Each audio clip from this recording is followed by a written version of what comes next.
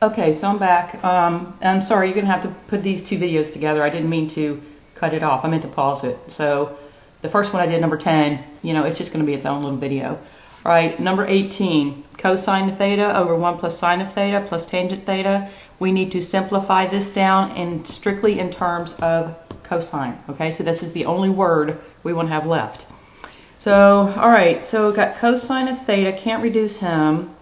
I've got 1 plus sine of theta. We'll see what happens here. Plus, well, you could take this guy and you can make him sine of theta over cosine of theta. Okay, because that's the recipe. All right, we have here this denominator and this denominator. They are unlike denominators, so we are going to have to multiply them together to get our combination new denominator, cosine of theta times 1 plus sine of theta. And remember, in order to do this, we have to cross multiply, right, to get our new tops. Excuse me. So we're going to have cosine squared of theta plus sine of theta times parentheses 1 plus sine of theta. All right, that's how we create our new numerator. We have unlike fractions. Okay, downstairs, I'm just going to leave him alone for now. Let's see what we have up here. So, wait a minute. Let's distribute this. Okay, so cosine squared of theta plus sine of theta, if we distribute, plus sine squared of theta. Okay, so if we distribute, that's what we're going to have upstairs. Downstairs, we have cosine of theta, still times 1 plus the sine of theta. Okay, so now I'm looking at this and I can already see it jumping out and screaming at me that we have the Pythagorean identity. We have we have cosine squared of theta plus sine squared of theta. So that's going to equal 1 plus sine of theta upstairs. And in the denominator, you have cosine of theta, still times 1 plus sine of theta. I like to put those in parentheses. Okay, so what we have now is we have a perfect binomial cancellation here, and we are left with 1 over cosine of theta. And that is our goal. We were to reduce this down using only the term cosine theta.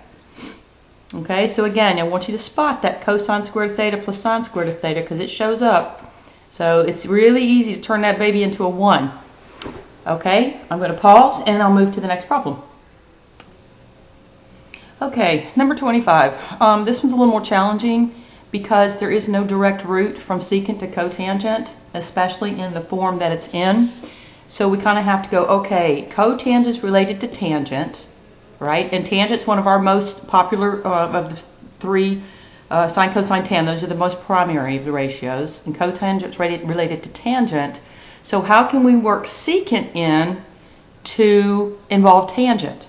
Well, the way we can do that is you're going to have to look at a Pythagorean identity to get you started, because there is a connection between secant and tangent in the Pythagorean identity. So what you're going to do is you're going to say, okay, I know the Pythagorean identity, so you must introduce a Pythagorean, I should say, identity instead of theorem. Okay, Pythagorean identity. We know that secant squared of theta is equal to tangent squared of theta minus 1. Okay, so this is one of those variations you have to look at of the three primary Pythag identities. And a variation means you just isolate the variable you're choosing to isolate and move everything else over. Okay, so this is what we're looking at. Well, if I'm looking to find secant, then I'm going to have to take the square root of both sides, which is not a big deal.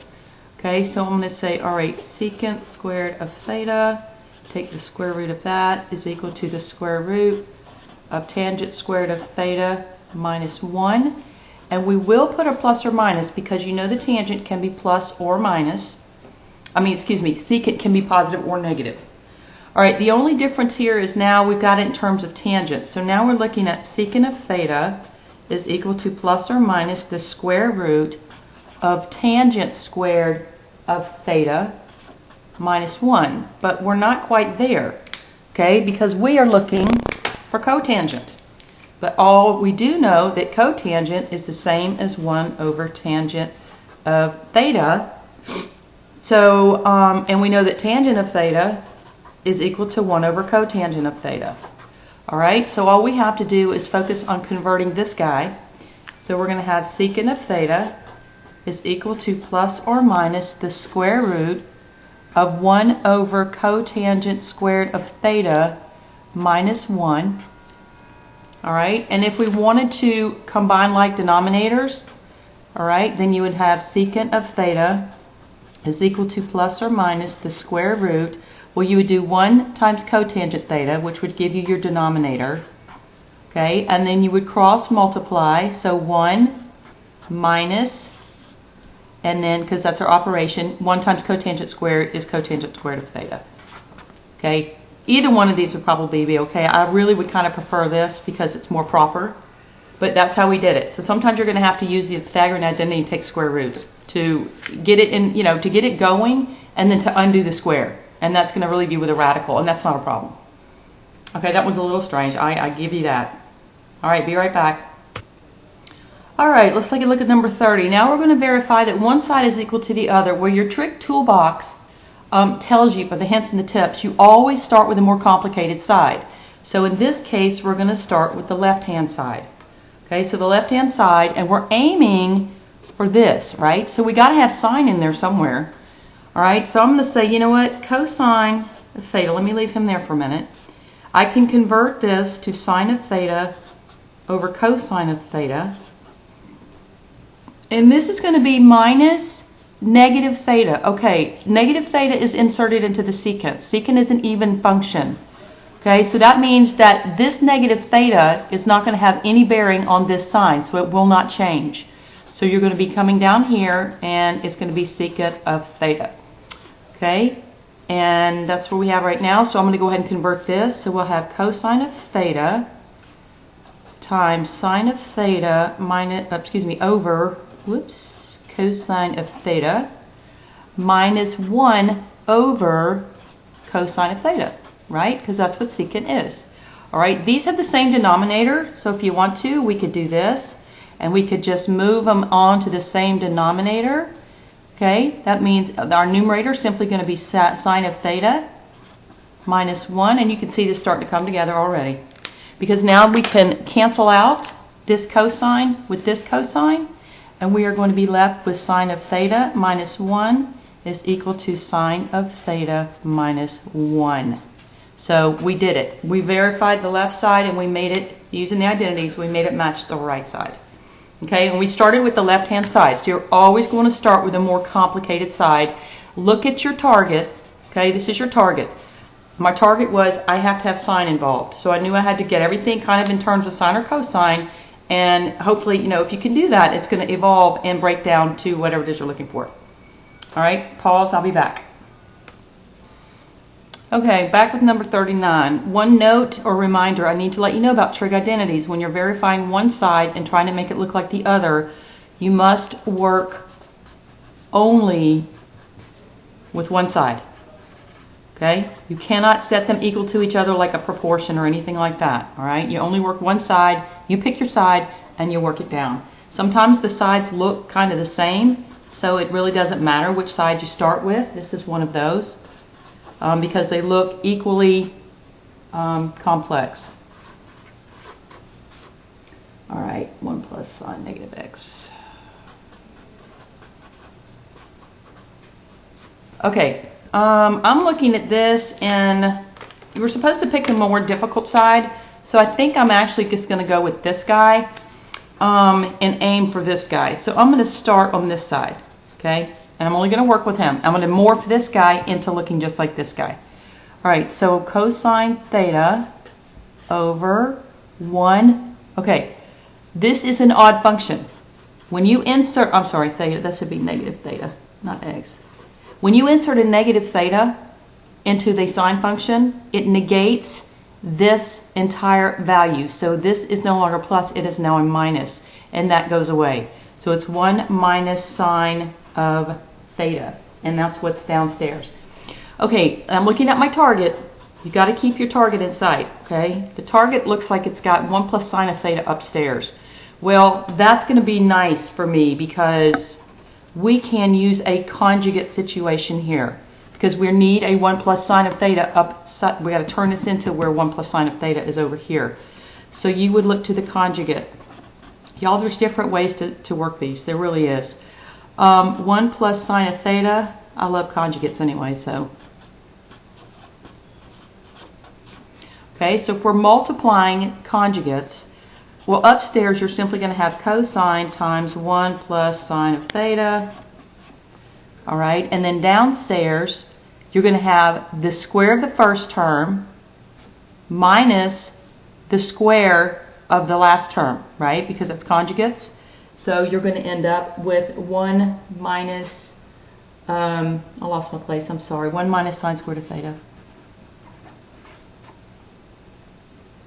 Okay, and 1 minus sine squared of theta is a variation of the Pythagorean identity.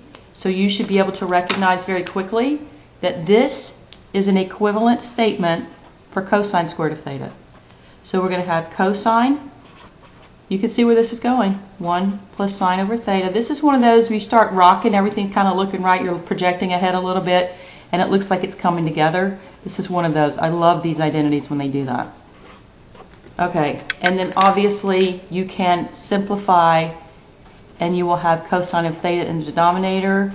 Now we have 1 plus sine of theta upstairs over cosine of theta. So we matched the sides. Okay, you have to be creative. There's different ways to look at it, but conjugates is always a good tool to pull out of your toolbox. You can also do conjugates upstairs if you want to get rid of a binomial upstairs and multiply by the conjugate. Okay, so that's that. You got to be creative. You have to think of different ways to approach it. You have to think of all the tools in your toolbox, and hopefully that was of some help. I'm going to pause the video and see if there's any more that I want to do. They're going to be out of order, but that's okay. Okay, so somebody may be saying, all right, Ms. Smith, what if I wanted to start with the other side on 39? I'm like, fine, let's do it. So 39, this is an optional method. You're going to start with the left-hand side. In the last example, we started with the right-hand side. So if we start with the left-hand side and we're going to set it up equal to the right-hand side, you first need to recognize that this is an odd function and a negative theta is going to produce a negative sign value. So this is going to actually be 1 minus sine. So this is our target. Okay? All right. Now our target, I'm looking at working with the left-hand side now. Okay? Because that's what we said we're going to do this time. Well, you can clearly see the left-hand side, we have a binomial upstairs. So what I did is I said, okay, I'm going to set it up for the conjugates to the top. You can do that. It doesn't always have to be the bottom. So we're going to multiply the conjugate top and bottom. That's going to leave me with upstairs, you know conjugates, the square of the first term minus the square of the last term, 1 minus sine squared theta over cosine times 1 minus sine theta.